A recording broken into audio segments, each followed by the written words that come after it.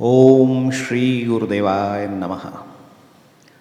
परम रहस्यमय, सर्वसिद्धि प्रदाता, परम ज्ञान का स्रोत, सभी सुख प्रदान करने वाला श्रीमद् भगवत गीता का चिंतन हम में से प्रत्येक व्यक्ति को करना चाहिए।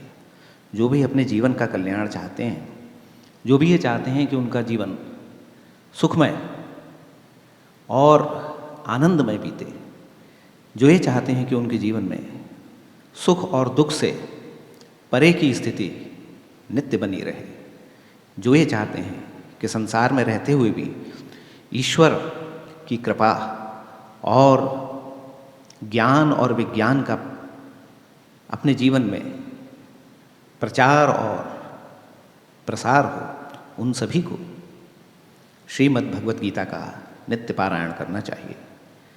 प्रतिदिन एक अथवा दो या जितने संभव है उतने श्लोकों का चिंतन और स्मरण और पठन पाठन करना चाहिए। हमने तो अपने पूर्वजों, महान सिद्धों, संतों, ज्ञानियों, विद्वानों से सुना है कि गीता के पाठ मात्र से कल्याण होता है और मनोवांछित जो हमारी इच्छाएं होती हैं उनकी यथासंभव प्राप्ति होती है, कल्याण होता है। तो इसी क्रम में श्रीमद् भगवत गीता के अध्याय 8 के हम श्लोक संख्या 8, 9 और 10 को आज पढ़ेंगे। अर्जुन और भगवान कृष्ण युद्ध क्षेत्र में उपस्थित हैं और अर्जुन भगवान से, अपने मित्र से, अपने सखा से कुछ प्रश्न कर रहे हैं। उन प्रश्नों के उत्तर स्वरूप भगवान कहते हैं कि अभ्यास योग युक्तेन चेतसा नान्यगामिना परमं पुरुषं दिव्यं याति पार्थानुचिंतयन्, कि हे पार्थ, परमेश्वर के ध्यान के अभ्यास रूप योग से युक्त होकर अपने चित्त को दूसरी ओर न जाते हुए, यानी कि उसका अपने चित्त को कंट्रोल करते हुए मनुष्य अगर परमात्मा का निरंतर चिंतन करता है तो परम पुरुष अर्थात परमेश्वर को प्राप्त होता है। इसके बाद भगवान कहते हैं श्लोक संख्या 9 में, कविम पुराणम अनुशासितारम अणो अणीया सम अनुस्मरेति यः सर्वस्य धातारम अचिंत्य रूपम आदित्य वर्णम तमसः परस्तात्। जो मनुष्य सर्वज्ञ, अनादि और सबके नियंता, यानी कि सबका नियंत्रण करने वाले, सूक्ष्म से सूक्ष्म सबका भरण पोषण करने वाले, सूर्य के सदृश नित्य चेतन प्रकाश स्वरूप जो शुद्ध सच्चिदानंद घन परमेश्वर का स्मरण करता है, वो कल्याण का भागी होता है। श्लोक संख्या 10 में भगवान कहते हैं, प्रयाण काले मनसा चलेन भक्त्या युक्तो योग बलेन चैव भ्रुवोर्मध्ये प्राणमावेश्य सम्यक सत्तम परम पुरुषम उपैति दिव्यम, कि हे अर्जुन, वो भक्ति युक्त पुरुष अंतकाल में योग बल से भ्रू मध्य के बीच में अपने प्राणों को अच्छी प्रकार से स्थापित करके और निश्चल मन से यदि मेरा स्मरण करता है तो परम दिव्य धाम और परम पुरुष परमात्मा अर्थात मुझको ही प्राप्त होता है। अब देखिए, ये 3 श्लोक क्रमशः श्लोक संख्या 8, 9 और 10 परम रहस्यमय हैं। जैसा कि मैं बारंबार कहता हूँ और जैसा कि हम जानते हैं, भगवान की वाणी सामान्य वाणी नहीं है। भगवान की वाणी पर पूर्ण श्रद्धा लाकर, पूर्ण भक्ति भाव से बारंबार उसका अध्ययन करने पर, बारंबार उसको पढ़ने पर ही उसका जो रहस्य है वो प्रकट होता है। सामान्य शब्दों से इतर रहस्य जो है वो उसको प्राप्त करना थोड़ा कठिन है, लेकिन अभ्यास से होता है।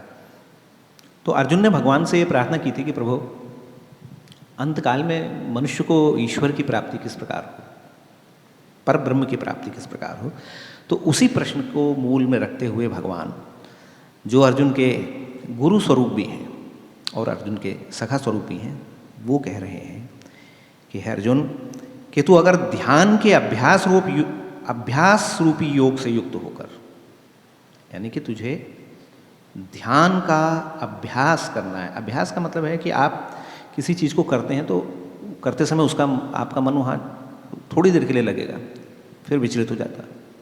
हमारा मन जो है वो किसी भी कार्य को आप देखेंगे शुरू में उत्साह से करता है, फिर उससे थोड़ा सा विचलित हो जाता है। तो बार बार जब वो विचलित होता है तो उसको बार बार पुनः वहीं पर लगाना है। अर्थात जब हम ईश्वर का चिंतन करते हैं तो ईश्वर का चिंतन करने में एक शुरू में एक आकर्षण होता है।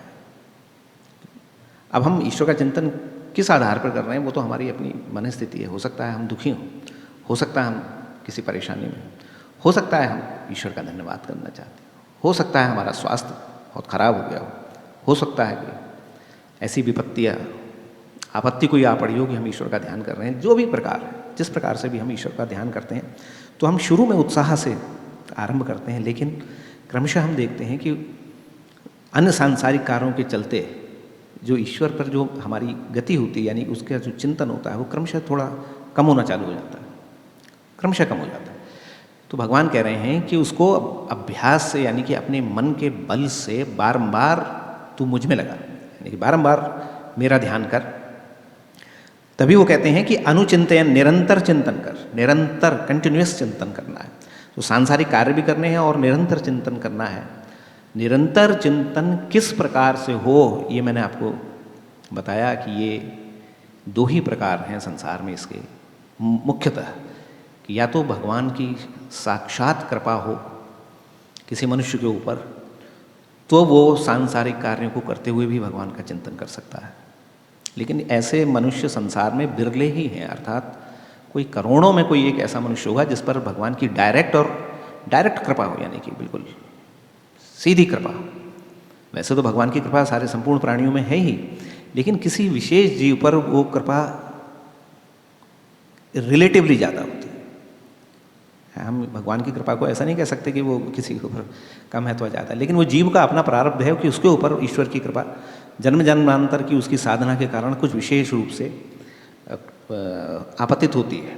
तो या तो कोई मनुष्य ऐसा हो जिस पर ईश्वर की डायरेक्ट कृपा है, या किसी को सौभाग्य से ऐसे गुरु की प्राप्ति हो गई जो उसको भगवान के निरंतर चिंतन का सूत्र बता दे, कि सांसारिक कार्य करते हुए भी निरंतर चिंतन करता रहे। ऐसा सूत्र अगर कोई गुरुदेव, समर्थ गुरु, संसार में ऐसे समर्थ गुरु बहुत कम हैं, लेकिन प्रारब्धवश और भाग्यवश और सौभाग्यवश मिल जाते हैं। तो वो गुरु अगर ऐसी विद्या बता दें, ऐसी टेक्निक बता दें, तो मनुष्य सांसारिक कार्यों को करता हुआ भी अपने चित्त को अपने वश में रखते हुए ईश्वर का निरंतर ध्यान करे, तब उसको सर्वज्ञ, यानी कि जो परमपिता हैं वो सर्वज्ञ हैं, कण कण की बात जानते हैं। किस प्रकार जानते हैं, ये भी एक बड़ा गोपनीय विषय है। जो सर्वज्ञ हैं, सबके नियंता हैं, यानी संपूर्ण संसार को कंट्रोल कर रखा है। हाँ, हम लोग ये मानते हैं कि संसार हमारे चलाए से चल रहा है, हमारी इच्छा से चल रहा है, हम जो चाह रहे हैं वो हो रहा है। अपनी इच्छा को हम मूल मानते हैं, ईश्वर को तो खैर हम जानते ही नहीं, तो उनकी इच्छा को हम कैसे जानेंगे। लेकिन भगवान कह रहे हैं यहाँ पर कि सबके नियंता वही परमपिता परमेश्वर है, वही सबका धारण पोषण करते हैं, वही सबका भरण पोषण कर रहे हैं। ज्ञान भी उन्हीं से उत्पन्न है, अज्ञान भी उसी का एक पार्ट है। संपूर्ण ज्ञान, विज्ञान, दर्शन, दृश्य पदार्थ, जितना कुछ संसार में दिख रहा है, वास्तव में इन प्रिंसिपल फंडामेंटली ईश्वर ही है, ईश्वर का ही गुण है, उन्हीं का प्रताप है, उन्हीं का चमत्कार है। लेकिन हम मनुष्य लोग ये समझते हैं कि ये हम कर रहे हैं। लेकिन अगर आप मूल से गंभीरता से एकाग्र चिंतन करेंगे तो आप देखेंगे कि आपके और हमारे वश में वास्तव में कुछ है नहीं, जो कुछ भी है सब वो ईश्वर के अधीन है। तो भगवान कहते हैं कि वो जो अचिंत्य स्वरूप सर्वज्ञ हैं, जो अविद्या से परे हैं, शुद्ध सच्चिदानंद घन हैं, उनका ध्यान सतत करना है।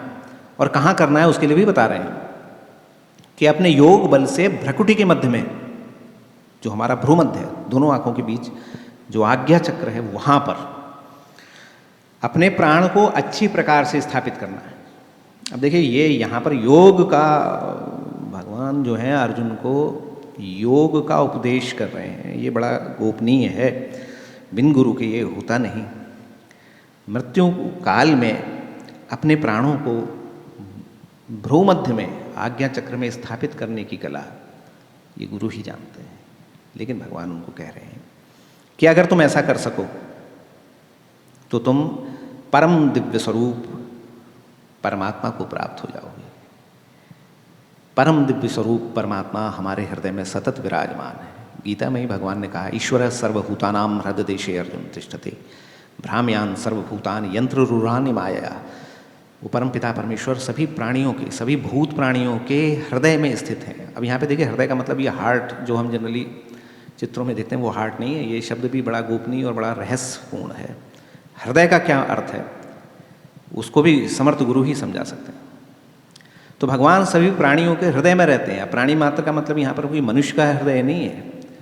मनुष्य के हृदय में भी, संपूर्ण जो पशु पक्षी उनके हृदय में भी, और जो भी तुम्हारा स्थावर जंगम दिखाई दे रहा है उसका भी एक हृदय है, उसमें भी भगवान निरंतर विराजमान हैं। लेकिन उनको पाने के लिए निरंतर उनका ध्यान करना आवश्यक है।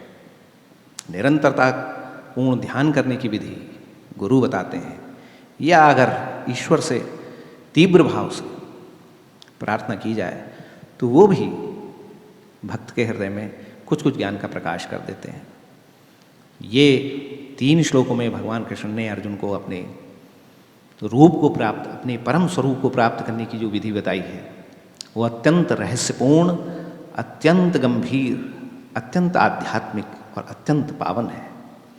हम में से प्रत्येक को नित्य प्रति 1 अथवा 2 श्लोकों का, गीता के 1 अथवा 2 अथवा जितना संभव उतने श्लोकों का पारायण करना चाहिए। स्वयं पढ़ना चाहिए, दूसरों को भी सुनाना चाहिए, जिससे आत्मकल्याण भी हो, दूसरे का भी कल्याण हो, और संसार में रहते हुए मनुष्य इस प्रकार अपना आत्मोन्नति कर सके। इसके लिए गीता का पारायण बहुत जरूरी है।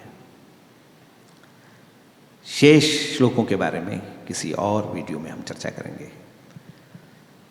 तब तक के लिए आप सभी को नमस्कार। हरि ओम तत्सत। ओम नमः शिवाय।